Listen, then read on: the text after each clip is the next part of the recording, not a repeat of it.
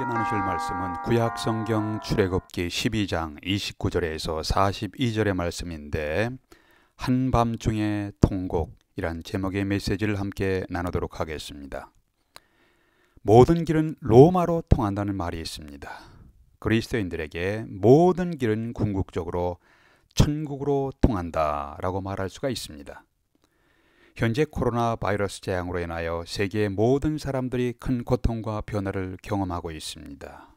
며칠 전에 여호와는 나의 목자시니라는 찬양을 들으면서 후반부에 내가 여호와의 전에 여호와의 궁전에 영원토록 거하리로다 라는 아름다운 찬양의 가사에 깊은 감동 속에 들은 적이 있습니다.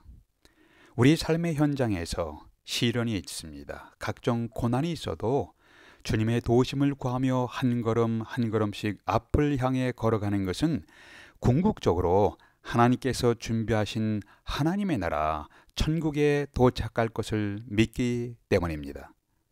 이것이 우리가 걷는 인생길이 때로는 멀고 험하게 느껴져도 포기하지 않고 걷는 이유입니다.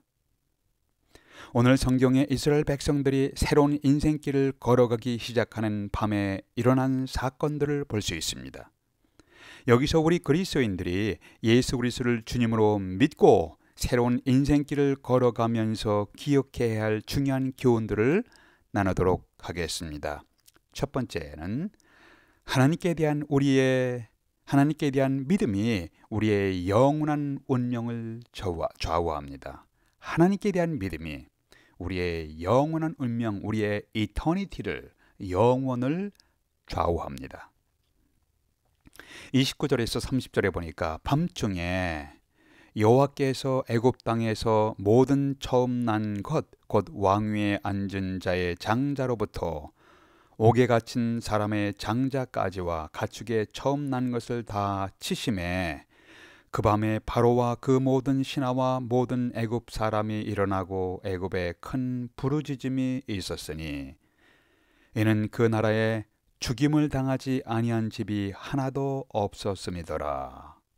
죽음의 재앙이 애굽 왕 바로의 통치권을 계승받을 맏아들에게도 임했습니다. 애굽 백성들이 신으로 숭배할 애굽의 왕자가 비통한 죽음을 맞이하는 밤이었습니다.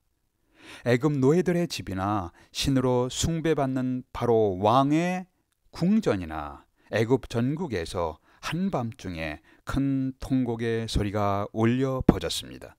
그러나 이스라엘 백성들의 집안은 죽음의 재앙에서 보호를 받았습니다. 무엇이 이스라엘 백성들에게는 생명을, 애굽 사람에게는 죽음이 임하게 하였습니까? 생명과 죽음을 갈라놓은 것이 무엇이었습니까?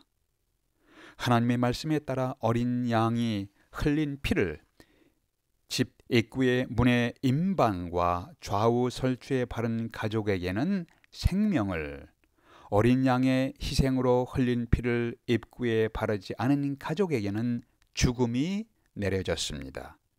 애굽인들은 하나님의 말씀에 대한 믿음이 없었습니다. 어린 양의 희생도 없었습니다. 결과는 애굽인들의 집에서 장자가 죽음을 당하지 아니한 집이 하나도 없었습니다.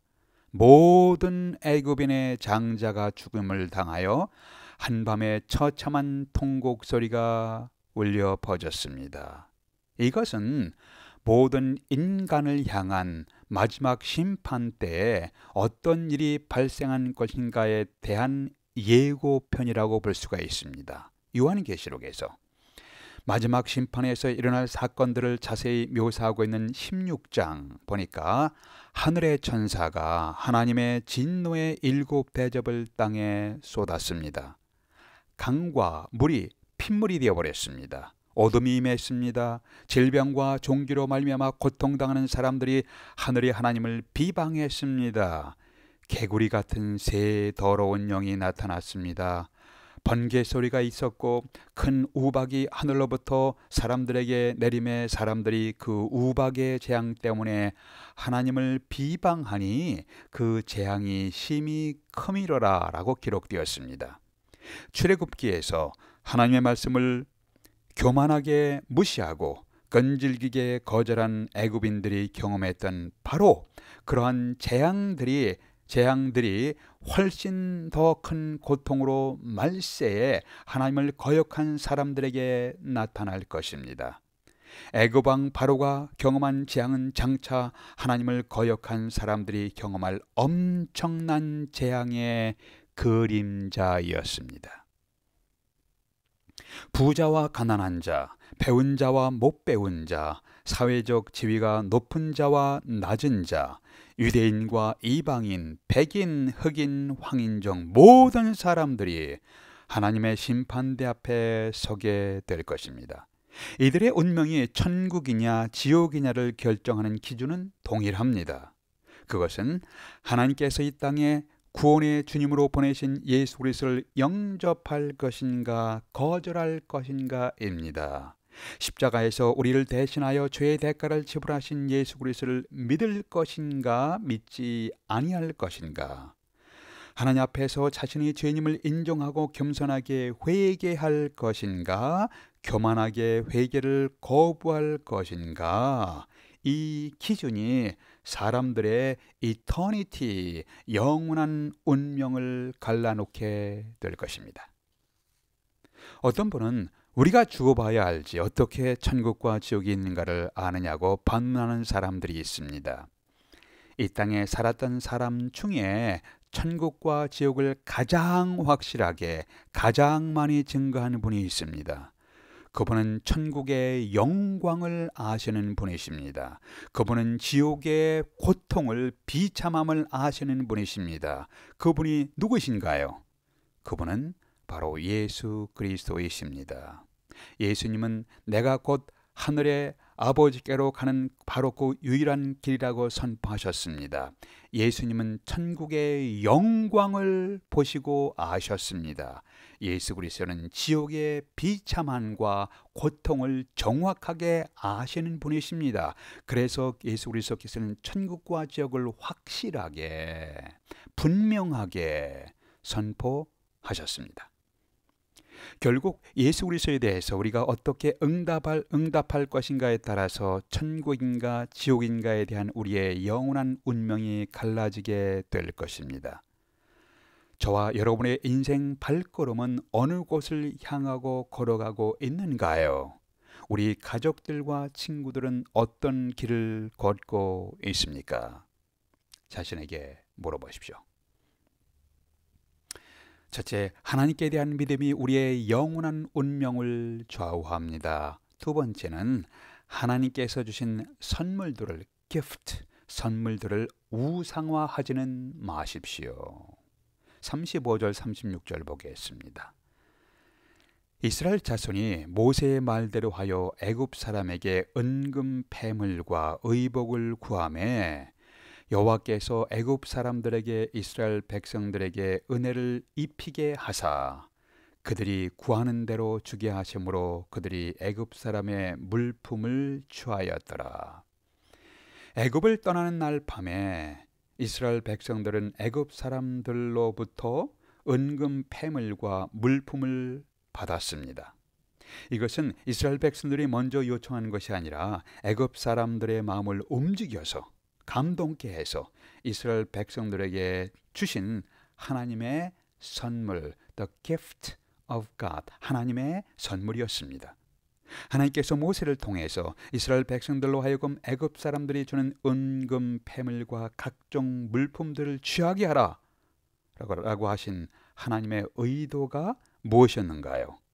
물론 광야 여정에서 필요한 물품으로 의식주를 해결하도록 준비시키셨습니다. 그런데 가장 중요한 것은 이 은금 패물과 물품들을 사용하여 하나님의 집 장막을 건설하는 데 사용하도록 미리 준비시키신 것입니다.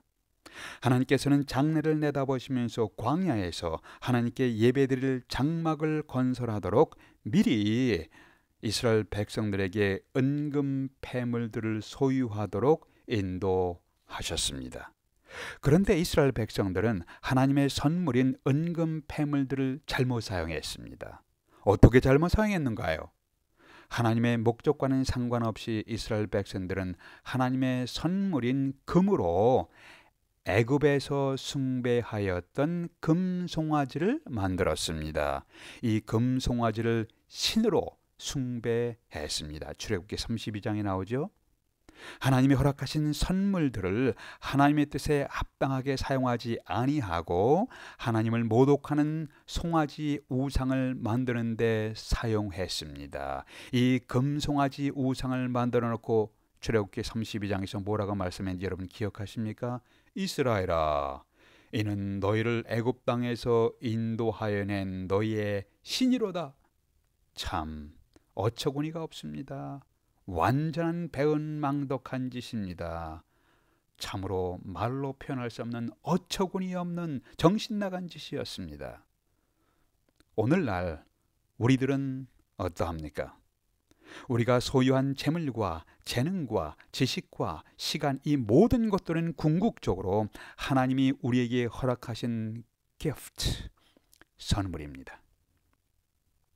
이것들은 우리가 하나님을 영화롭게 하고 이 땅에서 하나님의 뜻을 이루어 가도록 선물로 허락하신 것들입니다. 그런데 하나님이 주신 선물들로 하나님을 거역하는 일에 사용하고 부정하고 부패한 우리의 탐욕을 채우는 데 사용하지는 않고 있는가요?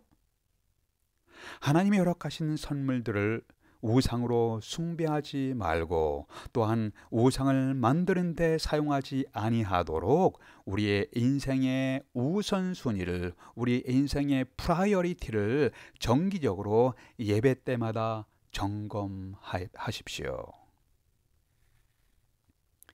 이스라엘 백성들이 애굽을 탈출하는 밤중에 바로가 매우 흥미있는 말을 했습니다. 이제 오늘 말씀 31절 32절에 보니까 너희 말대로 여호와를 섬기며, 이제 막 압박을 받고 스트레스를 받고 또 자기의 장자가 죽어나가고 많은 통곡 소리가 들리고 코너에 몰리게 되었습니다. 어쩔 수 없는 경우가 되었습니다. 그러니까 이제 바로가 모세에게 이런 말을 합니다. 너희 말대로 가서 여호와를 섬기며, 여호와를 섬긴다는 것은 worship the Lord, 여호와를 예배하며 너희가 말한 대로 너희 양과 너희 소도 몰아가고 나를 위하여 축복하라. 끝부분에 나를 위하여 축복하라. 바로 왕이 모세에게 요청한 것은 나를 위하여 축복하라. Bless me, give me a blessing. 바로 왕은 하나님 앞에 나오지 아니하고 하나님의 blessing, 축복만을 원한 사람이었습니다. 바로 왕은 교만하게 하나님을 거역한 죄를 회개하지 아니하고 자신에게 임한 재앙이 떠나가기만을 소망했습니다. 바로 왕은 하나님께 대한 믿음이 없이 하나님의 축복만을 소원했습니다. 하나님을 거역한 죄에 대한 회개도 없고 하나님께 대한 믿음도 없이 하나님의 축복을 소원하는 사람들을 오늘날 우리 주위에서도 쉽게 볼 수가 있습니다. 하나님 앞에 나오지 아니하고 자신이 겪는 문제를 해결하기 위해 단순한 지혜로운 조언을 원하는 사람들도 있습니다. 자신이 직접 하나님 앞에 나오지 아니하고 현재 어려움을 극복하기 위해 기도를 요청하는 사람들도 있습니다. 십자가에서 자신을 희생하시며 우리의 죄의 값을 대신 지불하신 예수 그리스도에 대한 믿음이 없이는 천국의 축복은 없습니다. 예수 그리스도 없이는 죄로 인한 심판과 형벌에서의 해방과 자유는 없습니다. 이것이 성경이 반복해서 분명하게 강조하며 선포한 메시지입니다. 영국에 외아들을 끔찍하게 사랑하셨던 부유한 남자 피츠제럴드가 살고 있었습니다. 그런데 애석하게도 청년이 된 아들이 병으로 세상을 뜨게 되었습니다.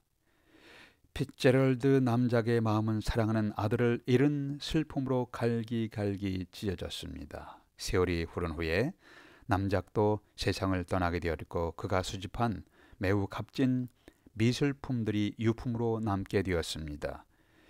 피츠제럴드 남작은 그 미술품이 경매로 팔리기를 원한다는 유언을 남겼습니다. 그에게는 후손이 없었습니다. 그의 아내도 이미 세상을 떠난 상태였습니다. 경매 날짜가 결정되었고 전국 각지에서 남작의 전설적인 미술품의 값을 매길 수 있는 기회를 가지려는 수집가와 사업가들이 부푼 기대를 안고 모여들었습니다. 그러나 경매는 좀 색다른 방법으로 시작되었다고 합니다. 경매에 붙인 첫 번째 작품은 남작이 사랑했던 아들의 초상화였습니다. 그 초상화는 경매에 붙여진 다른 작품들만큼 가치가 있거나 훌륭한 작품이 결코 아니었습니다.